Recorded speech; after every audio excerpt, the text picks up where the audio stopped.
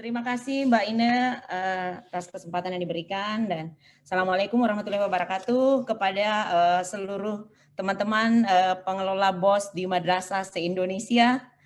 Kita refresh kembali sedikit terkait dengan komponen 11 yang disampaikan oleh Mbak Ine tadi adalah pengelolaan madrasah.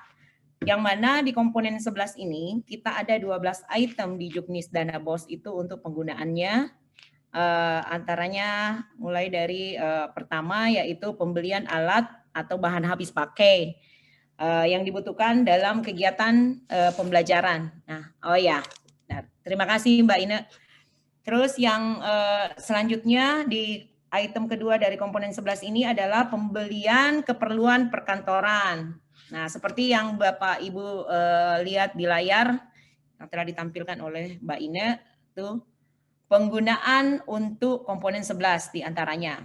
Nah, untuk yang item yang ketiga, pembelian dan pemasangan alat absensi bagi guru dan tenaga kependidikan termasuk fingerprint. Terus yang keempat selanjutnya adalah peralatan kesehatan, keselamatan. Contohnya seperti tabung oksigen, pemadam kebakaran, dan alat kesehatan lainnya. Selanjutnya adalah pembiayaan rapat internal madrasah dan tim BOS madrasah. Tapi yang pastinya sesuai dengan ketentuan yang ada di SBM. Selanjutnya poin ke-6 adalah untuk pembiayaan transportasi dalam rangka pengambilan dana atau untuk keperluan madrasah atau penyediaan konsumsi dan akomodasi. Dan item yang ketujuh, transportasi dalam rangka koordinasi dan pelaporan program BOS ke Kanwil Kemenak atau Kankemenak Kabupaten Kota, atau penyediaan konsumsi dan akomodasi yang diperbolehkan jika madrasahnya jauh, dari jangkauannya jauh ya. Nah, selanjutnya untuk item yang ke-8 adalah pembiayaan kegiatan pengembangan inovasi madrasah. Seperti yang sekarang program di madrasah adalah madrasah sehat, ramah anak, adiwiyata, riset, keterampilan, dan keagamaan. Selanjutnya yang untuk item yang ke-9, pembiayaan untuk membangun atau mengembangkan atau pemeliharaan madrasah. Selanjutnya, item yang ke-10 terkait dalam pelaksanaan pengelolaan madrasah yaitu melalui aplikasi yang sudah disiapkan oleh Kementerian Agama. Contoh mulai dari perencanaan anggaran seperti yang sekarang kita laksanakan yaitu EDM-RK, ARD, pendataan EMI, Simpatika, dan aplikasi lainnya. Poin yang ke-11 yaitu pembayaran honor untuk operator aplikasi di madrasah. Nah, item yang ini yang paling hot nih Mbak Ina ini, karena terkait dengan yang kesejahteraan para tenaga kependidikan yang ada di madrasah. Terus yang terakhir, poin ke-12 dari komponen 11 ini adalah pembiayaan untuk madrasah yang berada di daerah terpencil atau yang biasa disebut 3T. Nah, itu atau untuk pembiayaan yang belum memiliki jaringan listrik, dapat menyewa atau membeli genset. Nah, mungkin sedikit replay itu Mbak Ina, saya kembalikan kepada Mbak Ina untuk dilanjutkan oleh. Terima kasih Mbak Via, betul sekali ya. Paling banyak pertanyaan itu tadi terkait honorarium operator gitu ya. Mengingat juga memang mungkin di madrasah itu banyak sekali Mbak ya, aplikasi atau pokoknya secara teknis tuh di era digital ini kan menjadi tuntutan ya, sehingga biasanya operator ini jadi ujung tombak gitu untuk operasional gitu, karena kalau itunya mekanisme yang sekarang diajukan lewat serba digital itu belum dilalui, biasanya belum bisa dilaksanakan gitu kegiatan-kegiatan di belakangnya gitu ya. Jadi iya benar Mbak, benar. Operator di madrasah ini ya Mbak, KPA istilahnya Mbak Ine. Bukan itu, kuasa Mbak? Pengguna anggaran, tapi kuasa pengguna aplikasi, all in one. Iya benar luar biasa ya memang ya. Nah ini mungkin nanti ke depannya bisa diwacanakan untuk transfer ilmu mengenai keoperatoran ini ke pihak-pihak terkait ya. Jadi nanti misalkan operator nih ya mungkin kalau untuk anggaran mungkin bendahara gitu sekalian, bisa nggak ya? Mungkin kayak gitu Mbak, atau enggak Mbak? Memang mekanismenya dibedakan ya? Ya, benar Mbak ini. Ya, oke. Ini Bapak Ibu sekalian yang ingin mengajukan pertanyaan boleh via kolom komen di YouTube atau mengisi link yang sudah tertera ya, udah sama admin udah diposting itu di komen YouTube. Ini baru sebentar sudah 21 responses loh yang mengajukan pertanyaan terkait ARCAM ini. Mungkin kita bisa langsung saja ya, kita mulai satu-satu. Oh, tadi di poin terakhir yang Mbak Fia sampaikan itu kan boleh nih kalau untuk madrasah yang di wilayah terpencil itu beli genset gitu ya. Nah, tapi kemarin tuh ada nih pertanyaan masuk lewat live agent nih, nanya kalau misalkan sekolahnya ini bukan di daerah terpencil, tapi di sana sering mati listrik gitu Mbak. Nah, itu boleh nggak sih Mbak kalau gensetnya dibeli juga gitu, walaupun dia di tengah kota nih? Iya, itu kan memang skala kebutuhan berarti dia membutuhkan ya Mbak Ine ya. Jadi saya rasakan sudah tercover di Juknis dengan sangat jelas ya, boleh-boleh aja. Oh ya, Saya siap. ya. Ya, kadang-kadang itu Mbak ya, memang pertanyaan sedetil itu tuh kadang-kadang karena mungkin saking hati-hatinya ya, takutnya Ya. nanti jadi temuan gitu karena di kota nggak boleh gitu. Ini ada beberapa pertanyaan, ada yang terkait, ada juga yang tidak. Gimana kalau kita bacakan yang terkait dulu ya? Ini ada pertanyaan. Jika tidak boleh pengadaan konsumsi karena pandemi ini mungkin ya, lalu ada pengawas mengadakan pembinaan, apakah tidak boleh pakai snack gitu karena adat kita kan harus memuliakan tamu. Gimana ini Mbak? Mbak Mei mungkin bisa bantu jawab Mbak Mei? Ya, makasih Mbak Ina. Terkait konsumsi ya Mbak ya. Jadi untuk di tahun 2021 ini karena kita kan sebagai instansi vertikal gitu, Kementerian Agama di sini, meskipun madrasah negeri maupun swasta itu kalaupun swasta itu kan sudah madrasah yang dikelola oleh masyarakat ya, kalau negeri kan dikelola oleh pemerintah.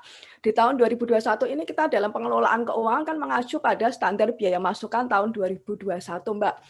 Di situ menyatakan bahwa kalau di Juknis sudah kita sampaikan di ketentuan umum di awal dulu ya.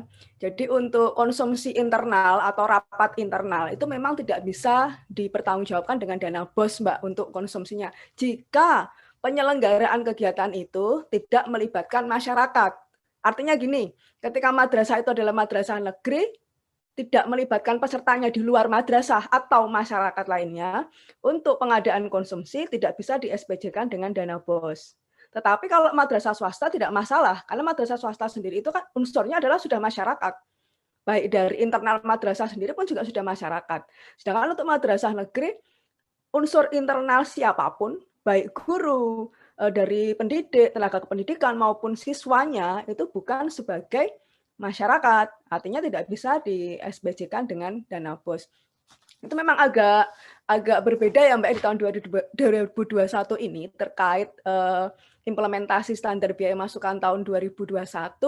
Ada 3 hal mungkin yang memang harus kita garis bawahi dan kemarin juga sempat menjadi kajian kami itu untuk SBM 2021 ini terkait konsumsi untuk rapat internal, itu yang pertama. Yang kedua nanti terkait honor narasumber. Yang ketiga terkait perjalanan dinas untuk transportnya Mbak. 3 hal itulah yang memang agak membedakan untuk SBM tahun 2021. Itu saja Mbak, mungkin nanti teman lain bisa menambahkan ini terkait implementasi SBM tahun 2021. Udah Hamid, mungkin ada yang mau ditambahkan soal ini? Oke, makasih Mbak. Ini saya nambahkan aja yang disampaikan tadi rekan-rekan, ada Mbak Mei, Mbak Pia, Kang Aceng. Kang Aceng ini orang Cianjur, tapi karena hidupnya di Jakarta, jadi Bang Aceng jadinya, nggak jadi Kang Aceng lagi tuh.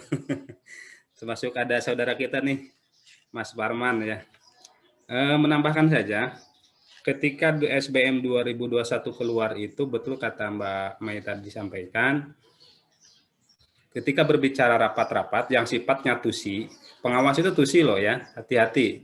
Dia itu ngasih pembinaan kepada guru yang ada di lembaga itu tusi. Ketika berbicara tusi, dia tidak bisa di-SPJ-kan. Termasuk apapun itu yang adanya, berbicara tusi itu di Juknis sudah jelas, karena kami yakinlah kawan-kawan pusat membuat itu, ini kajiannya berdasarkan dari temuan BPK. Karena ketika temuan BPK, TUSI tetap dibayar, akhirnya kita mengembalikan. Jadi itu tambahannya tidak terlalu banyak. Intinya selama itu TUSI, kegiatan di lembaga, mau snack, mau konsumsi atau apapun bentuknya, ya mohon maaf, bukan kami tidak peduli, justru kami sayang dengan lembaga, jangan sampai ketika ada temuan yang mengembalikan. Uang nggak seberapa, malunya ini yang jadi persoalan.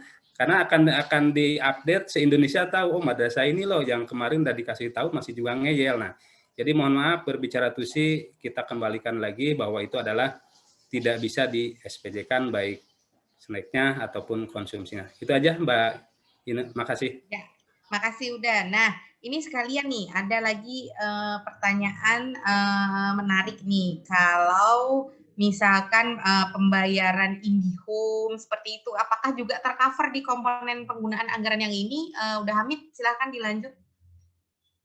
Diulang Mbak, pembayaran apa? IndiHome, internet. Oh, internet. Oke, kalau internet itu kan sebetulnya udah jelas ya, pembiayaan internet itu bisa di-cover, silahkan di biayanya, bahkan kasih tahu saya di Juknis ini tidak dibatasi nilainya, karena emang kita tidak tahu kebutuhan madrasah sekarang, apalagi dengan pola sekarang yang semuanya PJJ, walaupun ada bantuan pulsa, kadang-kadang kan ada juga madrasah siswa gurunya itu ngajarnya di madrasah, karena dengan kondisi mungkin sinyalnya kurang bagus. Jadi untuk IndiHome ataupun apalah namanya, kita sebetulnya tidak boleh menyebutkan itu ya.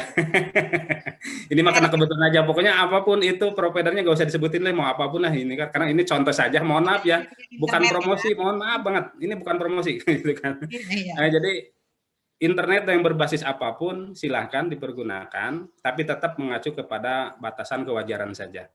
Walaupun di penggunaannya sekarang ada bantuan pulsa, baik untuk siswa ataupun guru, tapi tetap ketika di madrasah, operator itu membutuhkan, silakan saja penggunanya disesuaikan dengan kebutuhan yang real di madrasah, tapi jangan mengada-ngada dan jangan hati-hati nih. Datang ke madrasah hanya main WA, main game, dan lain sebagainya. Ini yang nggak boleh ya, hati-hati. Jadi tagihannya bengkak biasanya 200.000, sekarang karena PPJ, jadi jadikan alasan, padahal dia buka WA, WhatsApp, dan Facebook, dan lain sebagainya, bahkan game online. Ini mohon maaf, berarti kita nggak jujur gitu ya. Yuk kita jujur dari sekarang, kalau kerjaan berapapun habisnya, mangga dilaksanakan, tapi kita berbicara pribadi, balik lagi ke pribadi, jangan menggunakan fasilitas dari kantor, itu saja. Terima kasih Mbak. Mungkin ada tambahan dari yang lain, silakan. Mbak Ina bisa menambahkan sedikit, Mbak Ina? Boleh Mbak Mei. Ya, terkait tadi yang disampaikan Kang Hamid tadi, kalau kita nggak boleh menyebut merek ya, tapi di sini bahasa bakunya itu fixed modem sama mobile modem ya Mbak ya, yang dimaksud. Ya, itu ada di komponen 12 Mbak sebetulnya, karena belum kita bahas secara rinci itu terkait langganan daya dan jasa. Jadi ada dua pembahasan terkait paket internet tadi ya, baik fixed modem maupun mobile modem itu difasilitasi dalam komponen 12 dan komponen 14 Mbak. Kalau di komponen 12 memang benar yang disampaikan udah Hamid tadi, bahwa untuk fixed modem dan mobile modem ini tidak dibatasi besaran kuotanya, besaran nominalnya, ini memang tidak dibatasi. Tetapi untuk komponen 14, ini adalah komponen untuk memfasilitasi selama pandemi ya, pandemi COVID. Jadi untuk memfasilitasi selama PJJ Mbak Ina, itu pun juga tidak dibatasi, kecuali dalam hal pemberian paket kuota internet. Lah ini yang dibatasi untuk pemberian paket kuota internet, karena sudah ada di ketentuan umum juga, baik untuk guru maupun siswa itu dibatasi besarannya. Dalam paket kuota internet itu dulu sudah kita sampaikan, tapi bisa kita bahas kembali. Untuk besarannya, untuk biaya paket data atau kuota internet itu untuk siswa maksimal 150.000, sedangkan untuk guru itu sebesar 200.000 per orang per bulan ya Mbak ya. Itu. Makasih Mbak Ina. Ya Mbak Mei, terima kasih infonya. Nah ini Bapak Ibu ya, kadang-kadang mungkin juga saya sarankan sih kalau ada teman yang membutuhkan informasi mengenai teknis penganggarannya ini seperti apa, itu bisa diminta untuk memutar ulang gitu ya video-video Q&A yang kita selenggarakan gitu, karena berulang banget nih Mbak Mei, bahkan ada yang ke sosmed gitu ya nanya, ya udahlah yang penting kapan nih guru bisa dapat kuota internet. Loh dapat kok Pak gitu kan, jadi loh dapat kok Pak, emang udah boleh dapat gitu, ada juknisnya seperti itu gitu ya. Jadi mungkin Bapak Ibu bisa rajin-rajin mencari informasi update lah ya, mungkin sharing juga sama teman-teman yang kira-kira membutuhkan seperti itu. Oke, nah tadi seperti yang dibilang sama Mbak Via tadi, di komponen 11 ini ada juga nih poin yang paling menarik banget nih, yang paling banyak ditanyain soal honor operator. Nah, tadi seperti yang saya singgung tadi ya, ini ada pertanyaan dari Bu Siti Arfah, jika bendahara merangkap sebagai operator BOS juga, sebagai guru, honorariumnya apakah bisa diterima ketiganya atau salah satunya nih? Jadi rangkap 3 nih, guru, kemudian bendahara, terus jadi operator BOS juga. Ini kayak gimana nih? Monggo yang berkenan menjawab, Mbak Via.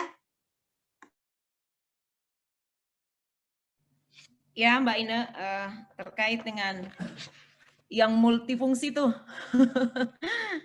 guru juga, operator juga, bendahara juga, diborong dah Mbak Ina. Saya rasa di sini sudah sangat jelas juga ya dengan pembahasan yang sebelumnya, baik dari Mas Parman, Mbak Mei, Kang Hamid, terkait dengan pembayaran honor dan kasus yang seperti ini, seperti yang penjelasannya Mbak Mei bahwa penggunaan dana BOS di madrasah itu bersifat kasuistik.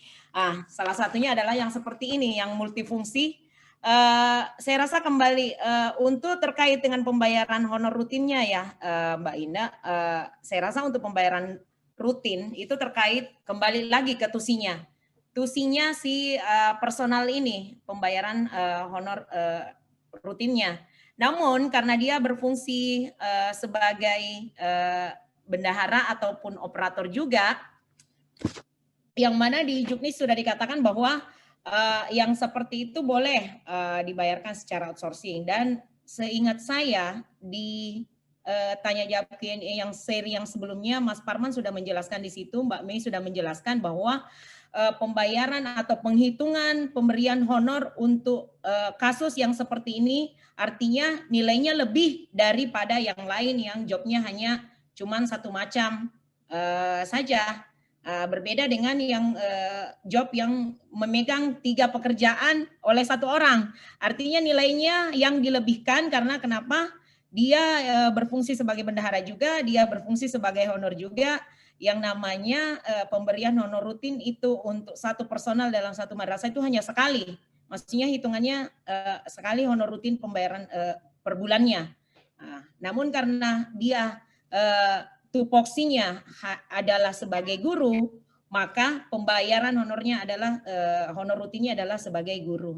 Mungkin itu Mbak Ina, dan betul. Jadi juga sering disinggung nih ya Mbak Via ya sama Pak Parman sama Mbak Mei beberapa waktu yang lalu bahwa ini tugas kepala madrasah nih untuk bisa secara manajerial memetakan beban kerja dari karyawan di bawahnya gitu ya Mbak ya. Jadi supaya honornya satu kali tapi udah mencakup beban kerja yang dilaksanakan itu harus dibedakan dengan guru yang hanya mengajar saja, mungkin gitu ya.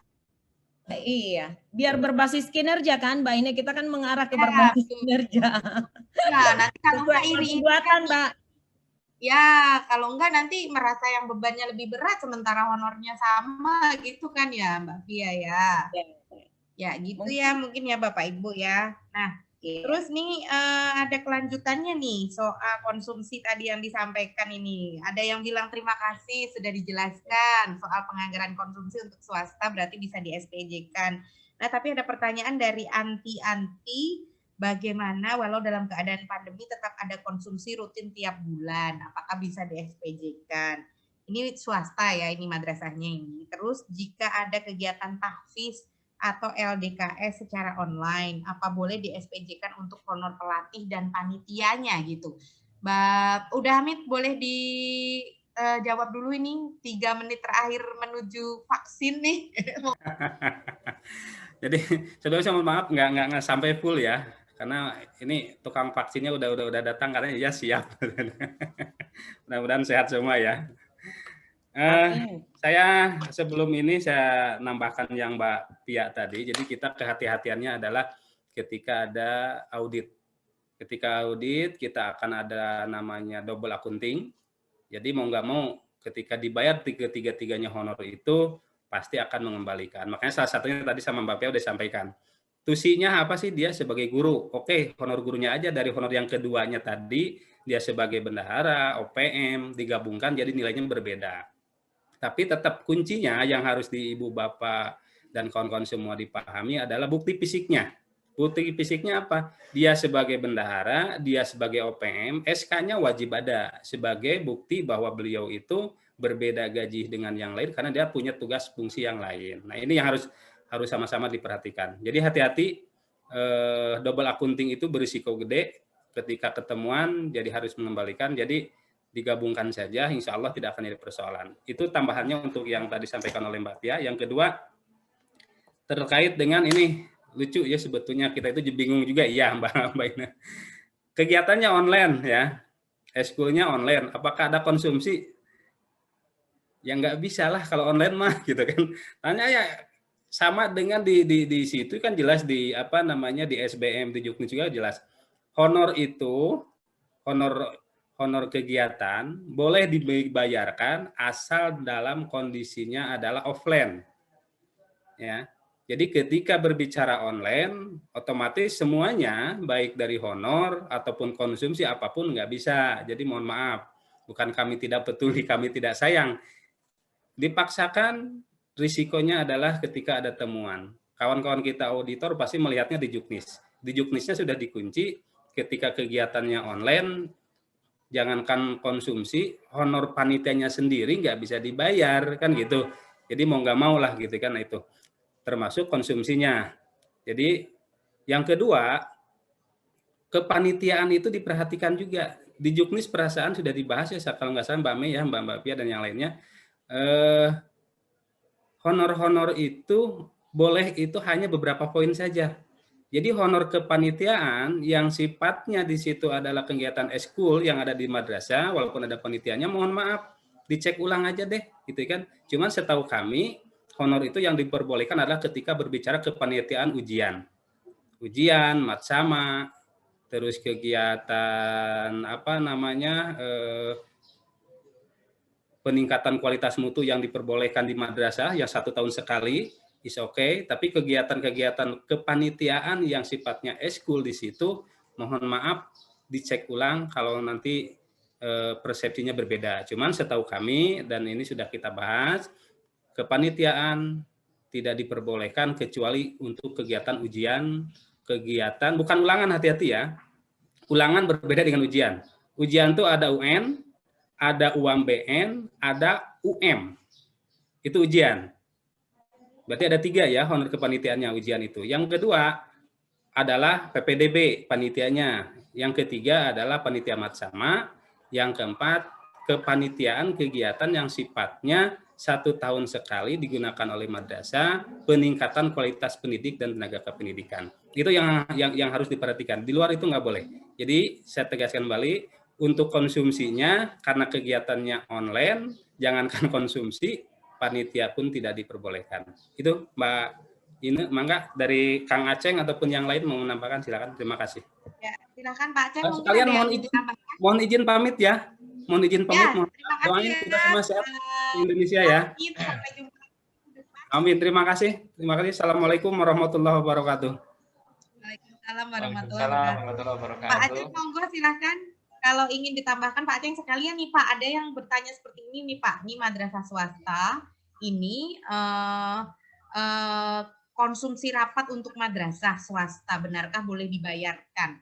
Peserta hanya guru madrasah yang bersangkutan, karena ketika audit BOS kemarin diingatkan oleh tim auditor untuk tidak dibayarkan seperti itu. Ini mungkin jadi menegaskan dari jawaban Mbak Mei tadi ya. Gimana? Monggo Pak Aceng. Terima kasih. Mohon maaf ya perlu bisa bergabung full ini karena masih ada yang lain juga. Saya kira pertanyaan yang tersebut tadi sudah sangat jelas ya kriteria-kriterianya.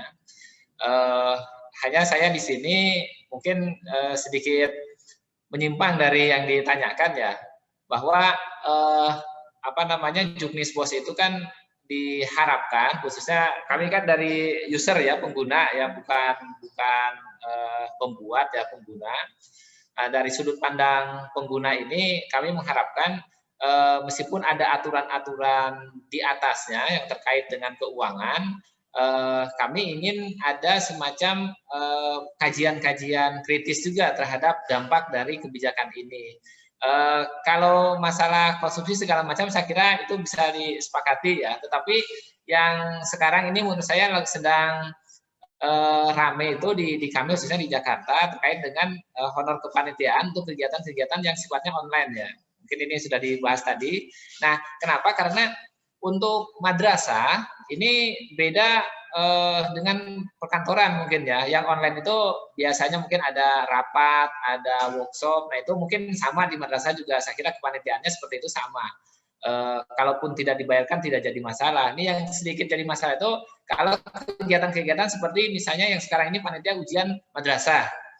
Panitia ujian madrasah ini kerjanya hampir tidak beda dengan tahun-tahun sebelumnya yang misalkan kegiatannya itu melalui semi online ya, ada teknisi, ada proktor gitu yang mengkoordinir soal dan lain sebagainya. Nah, ketika dengan juknis tahun ini itu otomatis mereka ini kan tidak boleh dibayarkan gitu. Nah, ini kan sedikit mengganggu ya, dan bahkan karena volume pekerjaannya ini tidak ada bedanya dengan pola-pola sebelumnya, maka menurut saya ini perlu dikaji ulang. Termasuk juga kegiatan PPDB. Nah, kalau misalkan tadi pelatihan, BIMTEK atau rapat-rapat yang dilaksanakan secara online, menurut saya panitiaan ya wajar lah yang seperti itu tidak diberikan, bahkan memang biasanya juga sudah tidak. Itu yang pertama. Yang kedua, juknis BOS ini juga kan ada kalanya di situ dibunyikan misalnya boleh gitu ya, contoh lah penulisan ijazah gitu.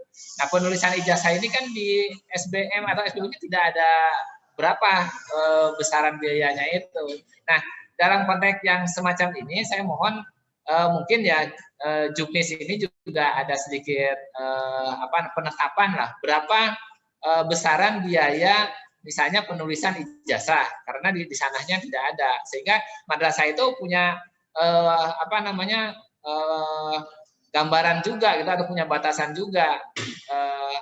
Intinya juknis BOS ini saya harapkan sih ada semacam revisi lah, mungkin melihat kembali sekarang sudah Januari, Februari, Maret sudah digulirkan. Nah, ini mana nih yang mungkin perlu direvisi gitu, supaya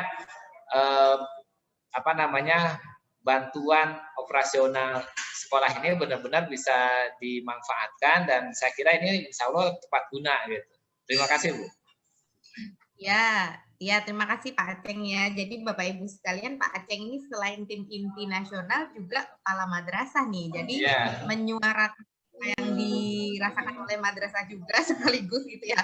Nah, mungkin yang paling tepat menjawab ini suhunya ini kayaknya Pak Farman. Monggo Pak, bisa ditanggapi dulu, nanti kemudian ditanggapi Mbak Amin dan Pak Pia. Gimana soal apa yang disampaikan oleh Pak Aceng barusan Pak Farman? Ya, terima kasih Mbak Ine, Bapak Ibu sekalian yang menjadi narasumber dan yang mendengarkan. Ya, memang apapun penggunaan pendanaan yang berasal dari APBN atau keuangan negara itu kan azasnya azas kepatuhan, Mbak, ketaatan dan kepatuhan, compliance gitu. Nah, makanya memang harus sangat hati-hati. Kita harus benar-benar lihat aturan mana yang dipakai gitu. Misalnya kalau untuk BOS kan berarti aturan utamanya kan juknis BOS. Tapi juknis BOS itu kan ada juga aturan nomenklatur lainnya. Misalnya PMK nomor berapa terkait dengan apa gitu. Nah, itu yang harus kita cari lagi. Saya setuju sih dengan usulnya Pak Aceng, kalau memang ada aturan-aturan terbaru PMK atau apa lainnya yang mengatur misalnya tentang pembayaran honor untuk kegiatan daring dan segala macamnya, itu bisa kita gunakan sebagai salah satu nomenklatur untuk merevisi Juknisbos. Nah, mohon Bapak Ibu yang mendengarkan atau teman-teman yang menjadi narasumber sini, mari sama-sama kita cari itu aturan itu. Nah, saya waktu kita mendesain Juknisbos ini, kita juga sudah cari itu aturan-aturan itu. Nah, yang ketemu pada saat itu adalah aturan-aturan PMK yang terkait dengan penanganan COVID-nya sendiri. Tapi kalau untuk yang lain-lain dalam situasi COVID, itu kita belum ketemu. Nah, mungkin kalau itu kita ketemu, sekarang ada dasarnya. Jadi kita tidak bisa memasukkan di dalam Juknis kalau tidak ada aturan di atasnya. Atau ada aturan di atasnya, tapi kita bikin aturan lain di Juknis, mensupersede. Mensupersede kan artinya menggantikan aturan di atasnya, itu otomatis akan batal demi hukum dia aturan Juknis itu. Karena kan Juknis ini kan levelnya hanya SK gitu kan. Sementara aturan di atasnya kan adalah kementerian terkait yang punya kewenangan untuk itu. Nah, itu yang mungkin harus sama-sama kita cari. Jika ada nomenklatur terkait dengan itu, oke, silahkan kita sampaikan ke tim. Nanti kita diskusikan bagaimana merevisi atau membuat suplemen dari Juknisbos ini. Karena tahun lalu kan kita juga bikin revisi ya, menyesuaikan dengan kondisi terbaru. Nah, mungkin gitu. Nah, mungkin nanti nggak tahu nih Mbak Mei atau Mbak Via, Pak Aceng, ada nggak nih aturan dasar, aturan nomenklatur yang menjadi dasar kita untuk merevisi itu tadi? Misal tadi honor narasumber, apalagi itu honor untuk guru ekskul yang online dan segala macam. Mungkin tidak strict dia menyebut tentang ekstrakurikuler, tapi ada untuk kegiatan PJJ meeting online, narasumber bisa dibayarkan. Nah, itu bisa menjadi basis kita supaya kita compliance gitu, ketaatan dan kepatuhan. Karena salah satu yang di aturan main yang digunakan oleh auditor adalah 2K. 2K itu untuk operasionalnya, 2K itu ya ketaatan dan kepatuhan itu Mbak. Jadi 2K dan 3E. 3E itu ekonomis, efisien, dan efektif. Biasanya itu terkait dengan markup dan segala macam. Nah, untuk yang ketaatan dengan peraturan itu 2K itu. Nah, itu harus kita cari aturan dasarnya gitu. Makanya tadi kan Mbak Mei, Mbak Via, udah Hamid kan selalu basisnya kan ke situ. Gitu. Makanya kita cari aturan nomenklaturnya itu gitu. Itu Mbak Mei, Mbak Ina. Ya Pak Farman, Mbak Mei mungkin bisa ditambahkan Mbak Mei. Ya, makasih Mbak Ina menambahkan apa yang disampaikan Pak Farman dan sedikit menjawab yang dikeluhkan Pak Aceng tadi ya. Jadi ketika kita menyusun dengan Pak Farman ini, menyusun Juknisbos tahun 2021 ini, regulasi pertama yang menjadi acuan kita selain regulasi-regulasi lain terkait regulasi di Menteri Agama ya, Kementerian Agama, kita juga mengacu pada regulasi di Kementerian Keuangan yang terkini, terutama PMK nomor 119 tahun 2020 Pak Aceng, yaitu tentang standar biaya masukan tahun 2020.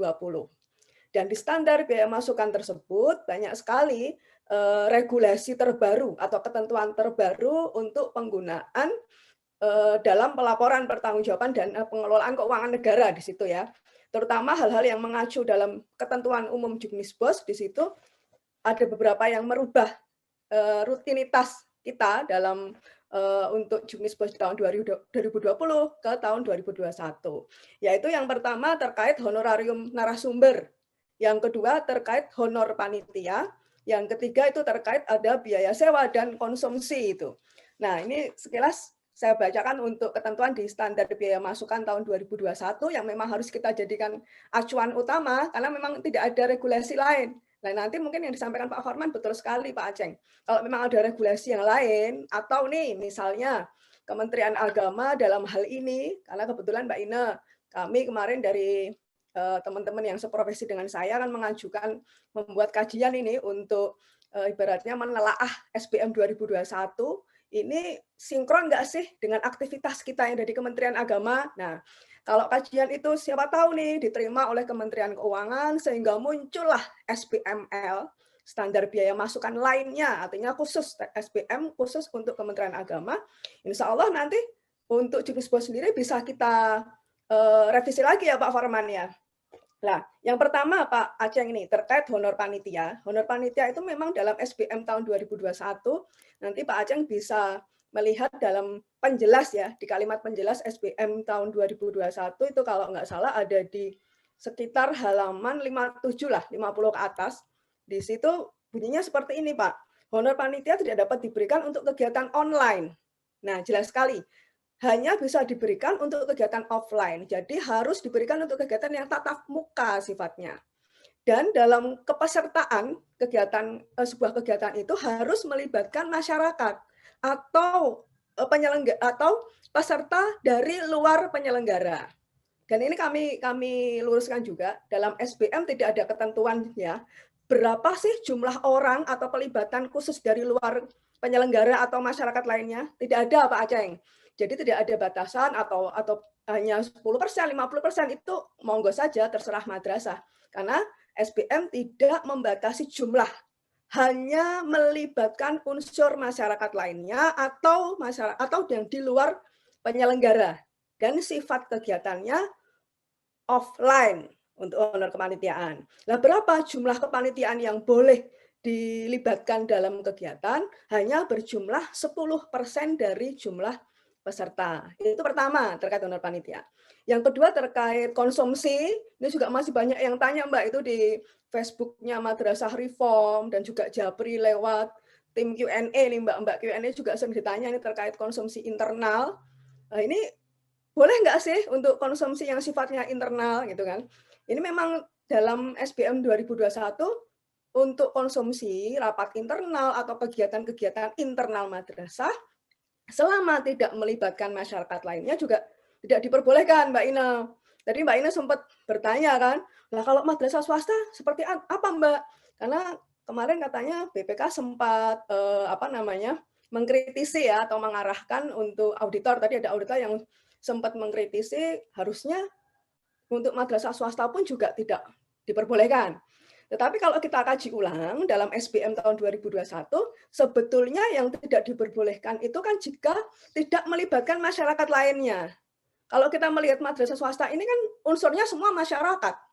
Gitu. Nah ini nanti mungkin teman-teman Pak Farman dan yang lain bisa meluruskan. Kalau saya sependapat dengan beberapa teman yang sempat mengkaji SBM 2021 ini, bahwa unsur masyarakat itu adalah untuk madrasah negeri. Sedangkan kalau untuk madrasah swasta, semua unsurnya sudah masyarakat itu sendiri. Dan ada satu lagi Pak Aceng, terkait honor narasumber. Ini lebih rigid lagi yang namanya honor narasumber. Honor narasumber ini juga tidak bisa kita berikan selama kegiatan atau selama si narasumber itu bukan dari luar penyelenggara. Dan itu pun harus dari luar kementerian penyelenggara. Jadi ada dua klausal besar. Yang pertama harus dari luar penyelenggara dan dari luar kementerian penyelenggara. Sebagai contoh, Pak Aceng mungkin di madrasah DKI mengundangi Bapak Kanwil DKI. Tidak boleh dihonori dengan dana apapun, baik dana BOS maupun dari DIPA murni. Nah ini karena beliau-beliau dari unsur kementerian kita sendiri. Tetapi kalau mengundangi dari Kementerian Dikbud atau kementerian lainnya itu bisa dihonori untuk honor narasumber. Honor narasumber ini perlakuannya sama dengan honor moderator, Pak Aceng. Makasih, Mbak Ina. Mungkin nanti yang lain bisa menambahkan. Ya, makasih Mbak Mei. Mbak Fia, mungkin ada yang ingin ditambahkan, Mbak Fia? Masih mute, Mbak Fia? Iya, Mbak Ina. Itu penjelasannya Mas Parma sama Mbak Mei sudah sangat komplit, Mbak Ina. Pokoknya mengacu di PMK 119 terkait dengan yang dikeluhkan tadi atau disampaikan oleh Pak Aceng, pemberian honor baik yang bersifat daring atau tatap muka gitu loh. Sudah sangat jelas ya. Nggak boleh menyanggah ini Kak. Mungkin ini kan permasalahan bukan sifatnya pribadi ya, dan saya merasa forum ini forum yang tepat gitu ya untuk mengkaji ini. Kita perlu mengkaji ini. apa tadi kegiatan-kegiatan online ini kan salah satunya dampak dari pandemi ya. Dan daerah-daerah yang terdampak pandemi, apalagi yang di zona merah, itu kan hampir praktis di madrasah itu tidak bisa mengadakan kegiatan yang tatap muka itu tuh. Dan apa yang disampaikan oleh Mbak Mei tadi itu sudah sepakat ya, sudah tidak ada tawar-menawar lagi, sudah ada ketentuan yang peraturan menterinya gitu. Namun di sini apa namanya, mungkin dalam hal di bawah ini kan tidak semua wilayah sama apa namanya keadaannya. Kemudian juga tidak semua kegiatan online itu sama gitu. Apa yang dikerjakan, apa yang dilakukan oleh panitianya itu.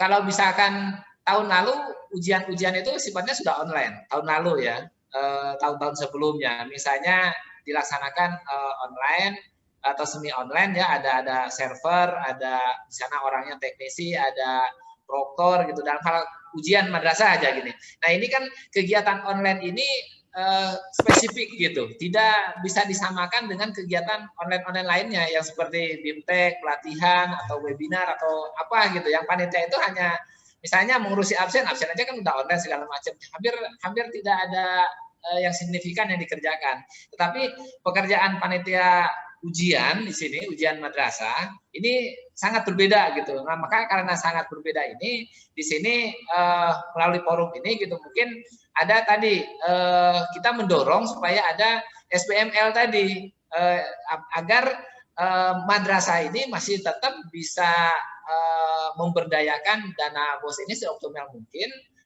dengan tidak melawan prinsip-prinsip yang sudah disepakati tadi. Nah, termasuk jika misalnya ya dalam kenyataannya misalnya di Juknis BOS aja ada untuk penulisan ijazah misalnya. Kalau kita cari penulisan ijazah itu kan di SBM-nya tidak ada angka ya. Nah, ketika tidak ada angka tersebut, berapa nominal yang ditentukan. Nah, dalam kenyataan yang semacam ini mungkin penting juga gitu di Juknis BOS ini disebutkan gitu. Untuk misalnya penulisan ijazah maksimal sekian gitu. Nah ini sekali lagi saya di forum ini mungkin nantinya ya menjembatani kepada Kementerian Agama dalam hal ini ya untuk misalnya ya menyampaikan hal ini kepada Kementerian Keuangan supaya ditinjau kembali sehingga segala apa namanya kebijakan-kebijakan Kementerian Keuangan itu tidak semuanya sama bisa diterapkan di madrasah atau di sekolah gitu. Itu aja mungkin ininya benang merah yang ingin ini saya suarakan di sini. Terima kasih ya. Ya. Terima kasih Pak Aceng. Nambahkan Mbak. Ya, monggo Pak Farman. Ya, saya setuju sih dengan ibaratnya curhatnya Pak Aceng lah gitu ya sebagai pelaksana. Jadi memang kalau memang ini kan sudah akhir triwulan 1 ya tahun 2021.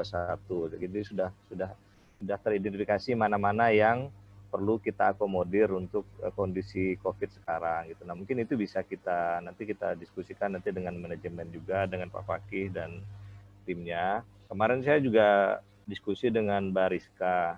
Saya sebutkan begini, sudah saatnya sekarang untuk pengelolaan madrasah ini baik dana BOS dan segala macamnya, kita punya ASB. ASB itu adalah analisis standar belanja, jadi kewajaran harga, kewajaran beban kerja. Nah, mungkin bisa sekalian kita identifikasi di situ Mbak Ine, Mbak Mei dan Mbak Fia, Pak Aceng.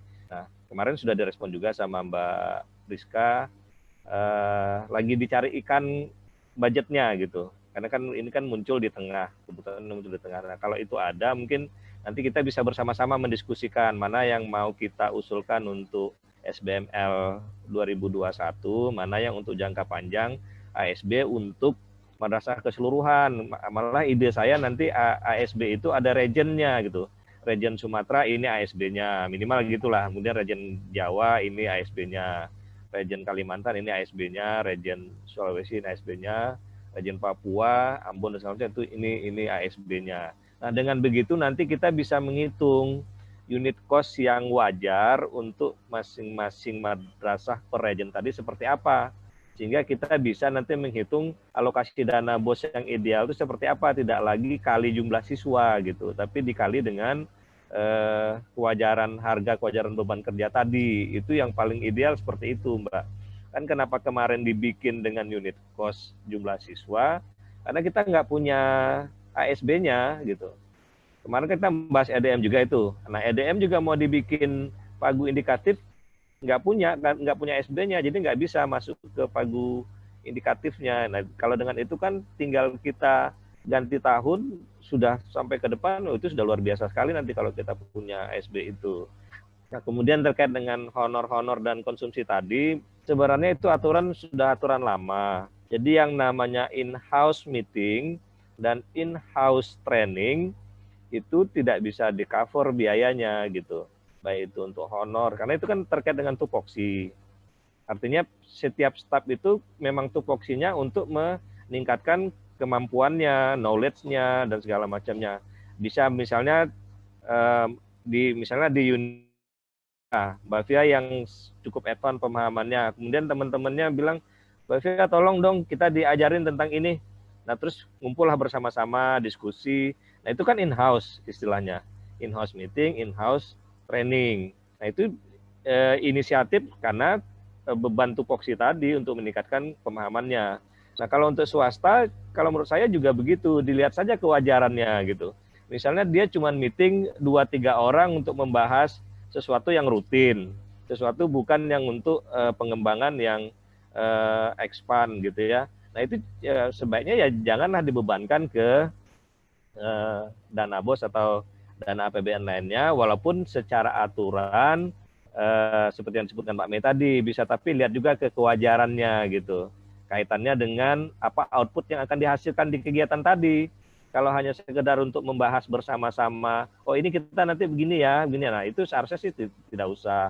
Tapi kalau misalnya nanti rapat tahunan orang tua siswa atau komite yang cukup besar menghasilkan keputusan yang cukup cukup berpengaruh ke tahun ajaran ke depan, nah itu bisalah kita maklumi. Tapi kalau dia cuman sebentar meeting terus dianggarkan konsumsinya dari BOS, nah kan nanti akhirnya dana BOS habis untuk itu saja gitu persentasenya. Jadi kewajarannya sudah tidak wajar lagi. Nah itu yang perlu pertimbangan dari masing-masing pengguna dana tadi begitu Mbak Ina. Mungkin seperti itu gitu. Ya.